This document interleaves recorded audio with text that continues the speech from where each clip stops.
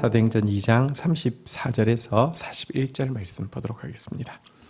다윗이 하늘에 올라가지 못하였으나 친히 말하여 이르되 주께서 내 주에게 말하시기를 내가 내 원수로 내 발등상이 되게 하기까지 너는 내 우편에 앉아 있으라 하셨도다 하였으니. 자, 요엘의 예언과 또 이제 이 다윗의 그 예언을 앞에서 다루고 있었습니다. 성령의 시대가 이제 임재할 것이다. 그리고 예수 그리스도께서 바로 그 성령을 부어주시는 메시아시다. 이것에 대해서 인용했던 베드로는 이제 마지막으로 그 예수 그리스도가 이 구원과 심판의 주인이심을 선언하는 내용을 이제 예언을 인용함으로 설명하고 있습니다. 다윗의 예언 내용인데요. 다윗은 하늘 위 천상에 올라가서 본 것은 아니지만 성령으로 말미암아 이것에 대해서 예언하게 되었는데요. 여기 주께서 내 주에게 말씀하시기를 할 때 여기 앞에 나오는 주는 성부 하나님, 여호와 하나님을 이야기하고 두 번째 나오는 내 주라고 호칭되어진 분은 성자 예수님을 이야기하는데요. 하나님께서 예수님에게 무엇이라고 말씀하십니까?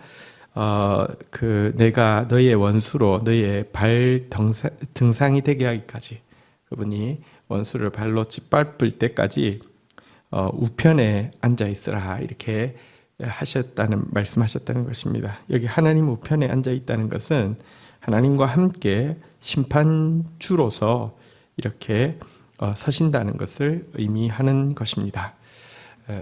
그들이 십자가에 못 박아 죽였던 예수 그리스도, 그러나 부활하신 예수 그리스도는 이제 하나님 우편에서 심판의 주로 또 구원의 주로 주와 함께 계신다라고 지금 이제 다윗의 예언을 인용하여서 선포하고 있는 내용이죠.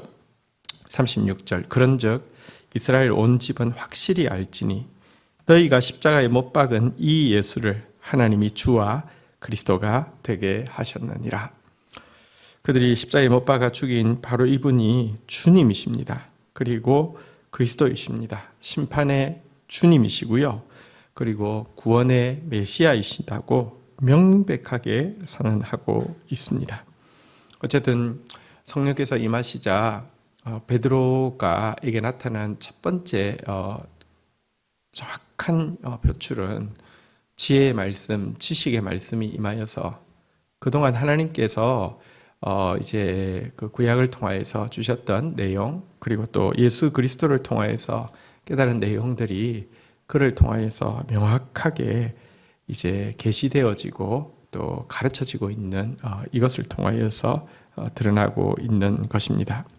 그리고 그가 예언한 바 이제 설교한 바대로 요엘의 예언 또 이 다윗의 예언을 통하여서 성령의 시대 그리고 메시아 예수 그리고 그분의 심판주 되심이 명확하게 드러나고 있는 것입니다.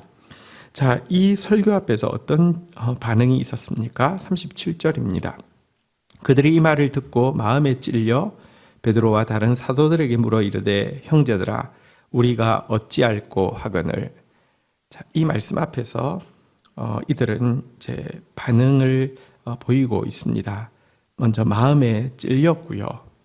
여러분들 말씀이 좌우의 날성검처럼 예리하게 찾아오는데 어떤 마음은 화인 맞은 마음이어서 불도장을 찍어서 살이 딱딱해져서 돌처럼 된 마음이어서 해집고 들어갈 수 없는 마음이 있는가 하면 이 사람들은 말씀 앞에서 마음이 찔렸습니다.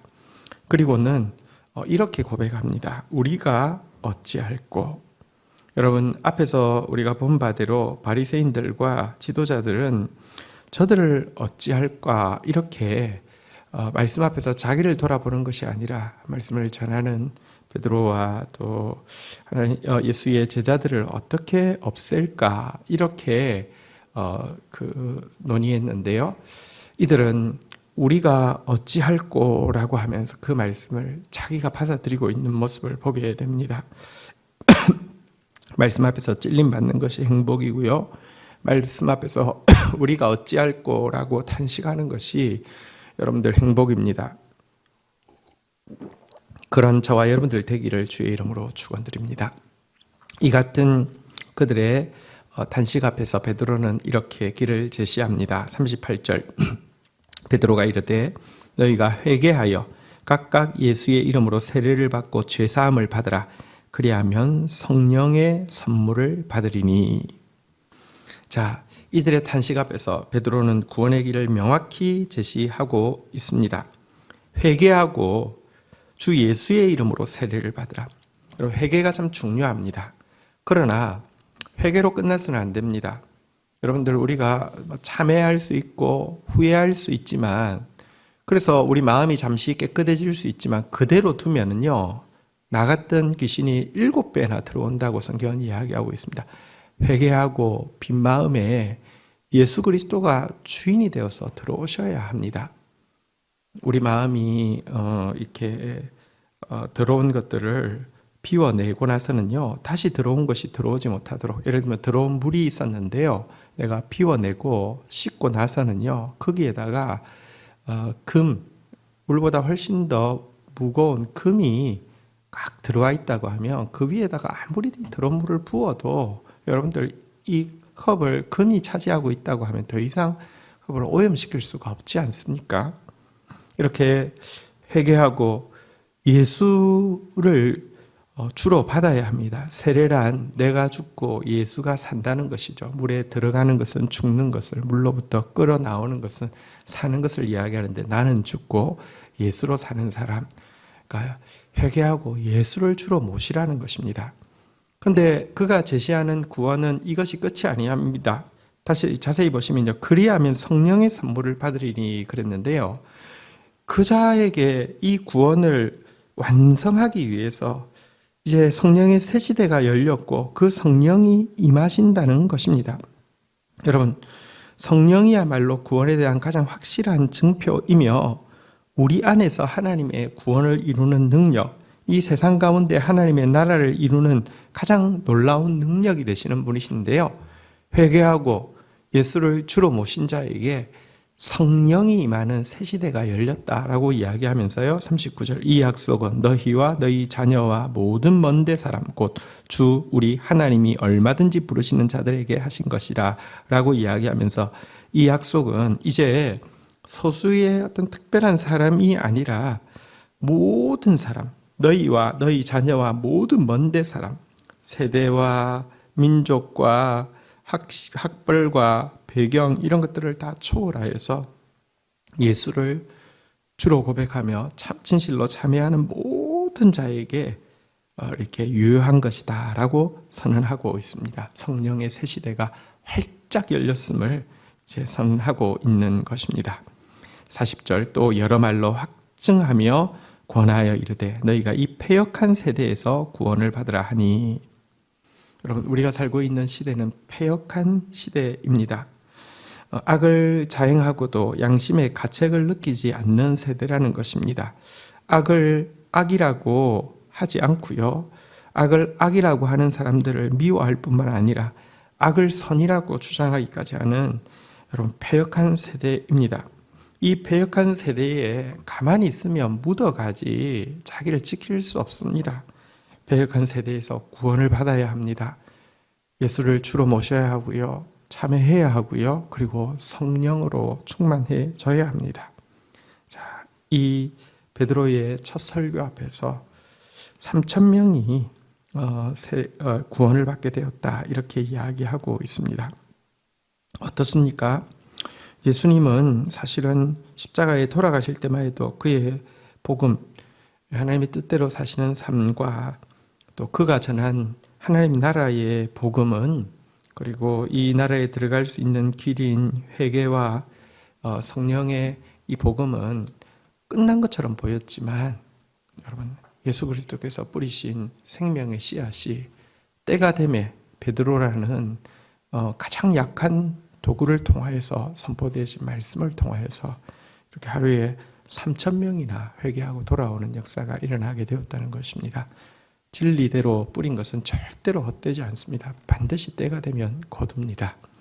오늘 이 말씀 붙잡고 오늘도 묵상하면서 살아내는 하루가 되기를 축복합니다. 주신 말씀 붙잡고 제가 기도하며 나가도록 하겠습니다.